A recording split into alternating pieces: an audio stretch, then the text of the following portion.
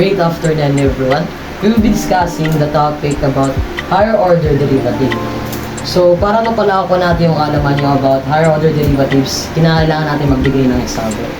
So ang example number 1 natin is find the second derivative of the function f of x is equals to 2x squared plus 3x. So first step dyan is need natin hanapin yung first derivative para makapag-produce tayo ng second derivative. So our first step is we're going to answer the f prime of x is equals to 2 times 2, 2x raised to 2 minus 1 plus 3 times 1. So ang magiging final answer natin for first derivative is f prime of x is equals to 4x plus 3. So paano nga ba naging 4x plus 3 yung naging first derivative natin? So magiging 2 times 2 which is 4 yung magiging sagot. Then yung 2 minus 1 sagot is yung bring down natin para hindi na natin isulat since x tayo nandito. So obviously yung 3 times 1 na sagot is magiging 3. So yun yung magiging first derivative natin. So para makuha naman natin yung second derivative is kinakailangan natin ibaba yung naging answer natin dito para may times yung 4 dito. So magiging f prime of x is equals to 4 times 1 is equals to 4. Yun na yung final second derivative natin. So for our second example is we need to find the fourth derivative naman ng function f of x is equal to x raised to 4. So ang first step natin is we're going to find the first derivative. So f prime of x is equals to 4 times x raised to 4 minus 1. So ang magiging first derivative natin is 4x raised to 3. So naging 4x raised to 3 siya since 4 times x is equals to 4x.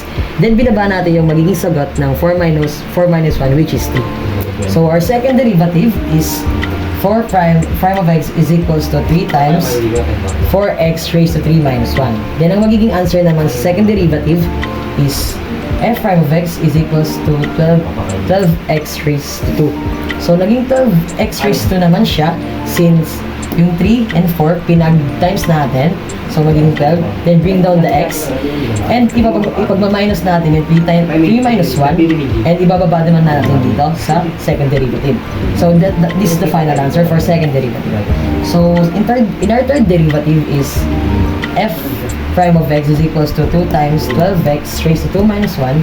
Ang magiging answer naman is f prime of x is equals to 24x since 2 times 12 is equals to 24x. So yung x na to is invisible na since 2 minus 1 is 1. 4 prime of x is equals to 24 times 1. So ang magiging final answer is 24 since yung x is invisible 1 na nga, then bring down siya para magkaroon ng ito times sa 24. So ang magiging final answer is 24. So as what Mitch said, so I am going to further explain what happens if there are many examples or numerals in a function. So the first question is find the third derivative, which is f of x is equals to 5x to the power of 4 plus 3x cubed minus 2x squared plus 5. So we will simplify or we will substitute it.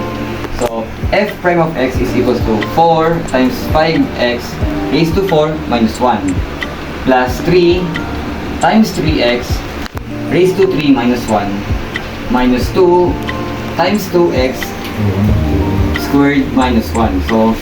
So paano po nagkaroon ng 4 dito sa labas? Kasi po yung ano po, exponent po ilalabas po natin based on the rule of derivative. So 4 times 5x is 20x and 4 minus 1 is 3. So 20x cubed plus 3 times 3 is 9x squared since 3 minus 1 is 2. So 2 times 2x is 4x and 2 minus 1 is 1. Pero hindi na po nilagay kasi po invisible na po yun. So since x na po, yun na po, di na po tayo maglalagay ng 1. So this is our first derivative. Moving on the second, finding the second derivative since the example states that we need to find the third derivative. So we will proceed to the second derivative, which is f prime of x is equals to 3x raised to 3 minus 1. So paano nagkaroon ng 3? Since gaya po ng sabi ko is yung exponent po ilalabas po natin based on the rule of derivative. So 3 times 20x cubed minus 1 plus 2 times 9x squared minus 1 minus 4 times 1. Paano po naging 1 to? Since ang x po is valued as 1, so, and we substitute it, so it will become 1. So 3 times 20x is 60x squared plus 18x, which is 9 times 2x minus 4, since 4 times 1. And then for the third derivative is 2 times 60x squared. So alam niyo na po paano nagkaroon ng 2 dahil po sa exponent. So 2 times 60x squared minus 1 plus 18 times 1. Since x is valued as 1, it will become 1. So for our third derivative, so the function of f of x is equals to 5x raised to 4 plus 3x cubed minus 2x squared plus 5 is valued as 120x plus 18. Find the third derivative of f of x is equals to 3x to the power of 5 minus 2x cubed plus x. Simply substitute it, which is going to be f prime of x is equals to 5 times 3x to the power of 5 minus 1 minus 3 times 2x cubed minus 1 plus 1. So, ayun nga po, gaya ng sabi ko po is, yung exponent po lagi ilalabas. And since we are going to find the third derivative as the same as example number 1, maaari po natin hanapin to. So 5 times 3 is 15x. Since 3x, sasali po natin yung x. 5 minus 1 is 4 minus 3 times 2 is 6x squared. Kasi po 3 minus 1 is 2 plus 1. And then moving tayo sa second derivative, which is 4 times 15x to the power of 4 minus 1 minus 2 times 6x squared minus 1. So 4 times 15 is 60. And 4 minus 1 is 3. So 60x cubed minus 12x, kasi po 6 times 2 is 12. Hindi na po sasali yung 1 since valued na po ang x is as a 1. So finally at the last, which is third derivative, which is 3 times 60x cubed minus 1 minus 12 times 1. And substitute na po, i-multiply na lang po natin to. So 60 times 3 is 180x squared, kasi po 3 minus 1 minus 12, because 12 times 1 is 12.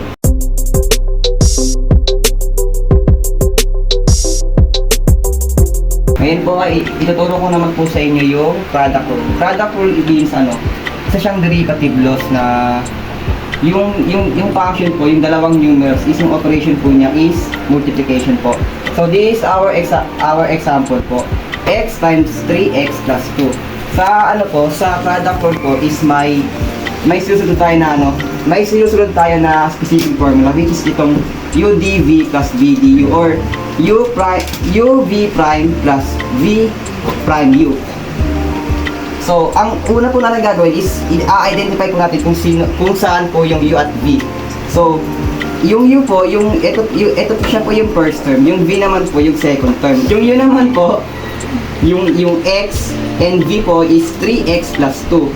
So, kung para naman po hanapin yung DV or DU or V prime or U prime is hanapin lang po natin yung derivative ng U at saka ng V. Yung U prime po is yung derivative po ng ng X is 1. Kasi po 1 times X, sabay meron po ditong exponent na 1 minus 1. So magiging 1 po siya. Sa V naman po, yung derivative po ng V is 3.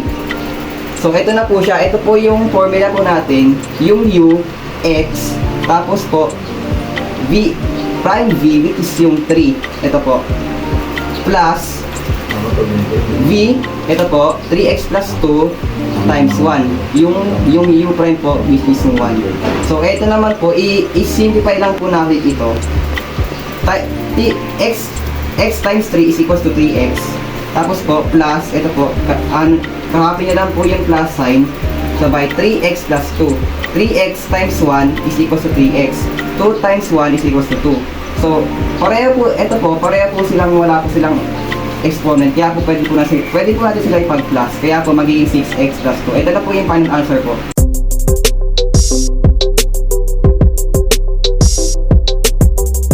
I will discuss today is all about chain rule. Let me give you a short meaning of chain rule. Chain rule is a formula used to find the derivative of a composite function. Y is equal to 6x plus 5 raised to the power of 4. It is our given. Yung 4 po is bababa natin dito, katabi ng 6x plus 5. Tapos ima-minus siya natin sa 1. And then, nahanapin natin yung derivative of 6x plus 5. So, y is equals to 4. 6x plus 5 cube times 6. Ang 6 po ay ang derivative ng 6x plus 5. Paano po nakunahan natin yung 6?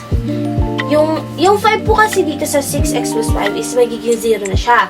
So, yung x po is may 1 dito. So, 1 minus 1 is equals to 0. So, tatanggalin na po natin yung x. So, magiging 6 na lang po siya. Kaya po 6 ang derivative ng 6x plus 5. So, yung 6 po is imumultiply natin sa 4. So, 6 times 4 is equals to 24. So, magiging final answer niya po is y is equals to 24 times 6x plus 5 cube. And that is the final answer. Our second example is y is equals to 9x squared minus 5x minus 3 ay plus 3 squared. So, ibababa po natin ulit yung 2. This times x squared minus 5x plus 3 squared. Tapos i-minus natin si y. Tapos hanapin natin yung derivative ng given, which is 9x squared plus minus 5x plus 3. So, ibababa natin yung 2. 9x squared minus 5x plus 3. Kasi ma-minus natin yung 2 sa 1. Ang mga titira is 1. So, ika-cancel na lang natin siya kasi 0 na siya. Ay, 1 na lang siya. Ang derivative po ng 9x squared plus minus 5x plus 3 is 18x minus 5. Paano po nangyari? Paano po nangyari? So, ang ginawa ko lang po is tinanggal ko yung 3 kasi magiging 0 na po siya. So, i-minus ko yung x sa 1. So, hindi na natin siya isasama kasi 0 na siya. Tapos, i-multiply natin yung 9 sa 2. So, magiging 9x minus 5. And then, iayusin na lang po natin siya. Y is equals to 2. Tapos, ilalagay po natin yung 18x minus 5 dito sa unahan. 18x minus 5. Tapos, yung given po is dito sa likod. 9x squared minus 5x plus 3. So, pwede ba po siya simplify? So, isi-simplify natin siya. Y is 2 times 18x is 36x. 2 times negative 10 ay negative 2 times negative 5 is negative 10. And then, ikakopy na lang ulit natin yung given.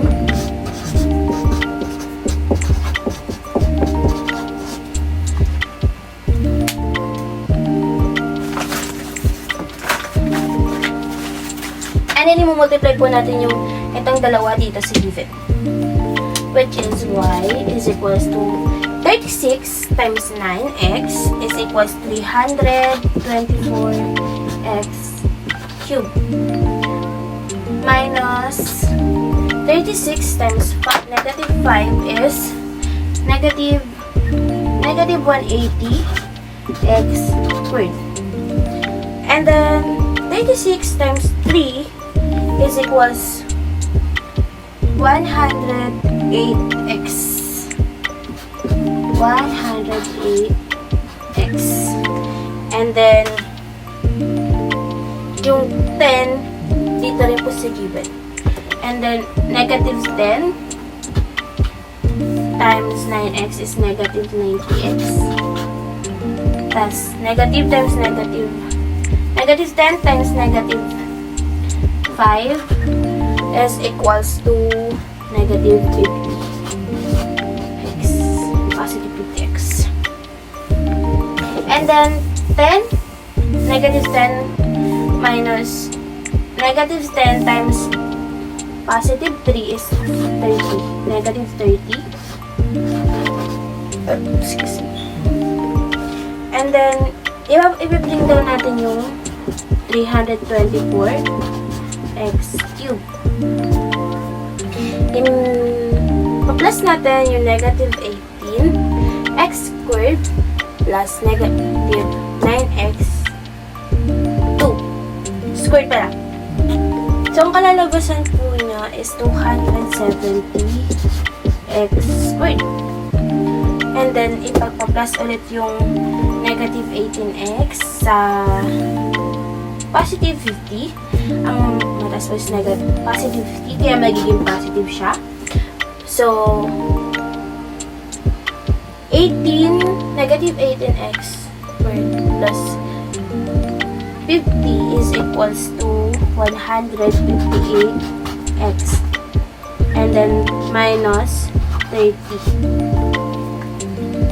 And this is the final answer, which is 324x squared minus 270x squared. I think I'm right. Yeah, I'm right. Plus 58x minus 30. So yung topic ko is chain rule. Dadagdag ako yung sinabi ni W.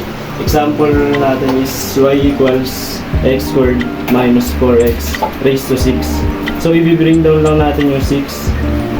6 minus x ay 6. Bibring down lang natin yung 6. 6x squared minus 4x raised to 6 minus 1 times 2x raised to 2 minus 1 minus 1 times 4x sabay equals 6x squared minus 4x raised to 5 times 2x minus 4. So, naging 2x minus 4 to kasi invisible na yung rito, mga 1 lang naman. dy over dx equals 12x minus 24 times x squared minus 4x raised to 5. So, naging 12 to kasi pinag-times lang natin yan. 6 times 2 naging 12x. Then 6 times 4 equals 24.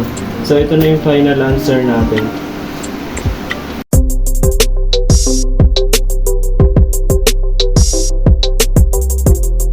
Great morning everyone. Ngayon i-discuss ko yung chain rule na gagamit tayo ng product rule sa kalagitnaan ng pag-solve natin. So yun, yung given natin is 3x squared plus 6 cube. So, ang una natin gagawin is chain rule. So, ang una natin gagawin ay product rule. So, ang magiging ano yan is 3 times 3x squared plus 6 cube minus 1 times the derivatives of 3x squared plus 6. So, ang mangyayari niyan is kukunin lang natin yung derivatives ng 3x squared plus 6 and di minus lang natin tong 3 minus 1. So, ang magiging result is 3 times 3x squared plus 6 squared. Kasi minus natin yung 1 dito, kaya naging squared lang siya. Times 6, which is yung 6 is yung derivative ng 3x squared plus 6. Kasi yung next is yung pagta-times din naman natin tong dalawa, which is 3 times 6x. Kaya ang magiging sagot is 18x times 3x squared plus 6 squared. Yun na yung first derivative natin. So, paano natin kukunin yung second derivative natin kung may variable tong 18? So, ang gagawin natin is product rule. Sa product rule, kailangan natin unang kunin is yung given. Paano natin kunin yung given natin? Yung given natin, una, kailangan natin i-rewrite tong 18x. Which ito, 18x. Tapos, sunod, kailangan mo hanapin yung exponent sa labas. Tapos, sulat yun. So, yun. 2, kasi yung exponent sa labas is 2. Times, isulat lang natin yung function which is 3x squared plus 6 times 6x. Yung 6x is yung derivatives ng function plus yung function ulit is yung 3x squared plus 6 squared. Ayun yung sinulat lang natin times 18, which is yung 18 is yung derivative ng 18x. Kasi ang next step is, ang gagawin muna natin is ipag-times yung 6x times 2. Kaya ang mangyayari is 18x times 12x times 3x squared plus 6 plus ang sunod naman is i-expand natin tong squared kasi bawal mo siya i-times agad kasi bawal mo siya i-simplify kasi meron siyang exponent. Kaya ang unang gagawin is dapat siyang i-expand. So pag in-expand mo siya, ang magiging result is 9x raised to 4 plus 18x plus 18x plus 36 times 18 kasi nire-write lang natin yung 18. So ang next natin na gagawin is ipagka-times natin yung pagka-times natin yung 12x times 3x squared plus 6. So ang magiging result niya is magiging 36x cubed plus 72x. So ang magiging natin buong equation is 18x times 36x cubed plus 72x. Ang next naman natin gawin is natin siya. Multiply natin yung yung next one natin dito sa 18. Kaya ang pag multiply natin sila, ang magiging result natin is magiging 162x raised to 4 plus 648x plus 36. Yun lang. Tapos ang sunod natin gagawin is i-multiply lang natin multiply lang natin tong 36x cubed plus 72x sa 18x. So ang result nga natin is 648x raised to 4 plus 1296x squared plus 162x raised to 4 plus 648x plus 0. Tapos ang sunod na natin gagawin is kukunin natin yung derivatives nila, which is gagawin na natin siyang power rule na chain rule na uli. So ang gagawin natin is kukunin natin yung yung exponent nila, ilalagay lang natin dito katulad ng ginawa natin dito sa unahan.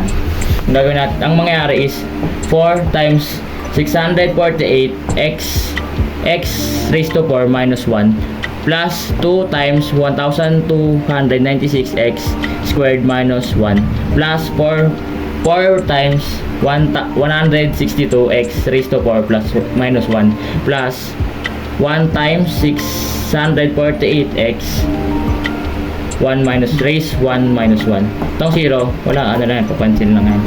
So yun, ang magiging result natin is 2592x cubed plus 2592x plus 648x cubed plus 648. Yun ang second derivatives natin. So yun lang po yung kailangan natin gawin pag naka-encounter tayo ng ng function na kailangan natin gumamit ng ng product rule sa kalagitnaan ng chain rule. Yun lang po.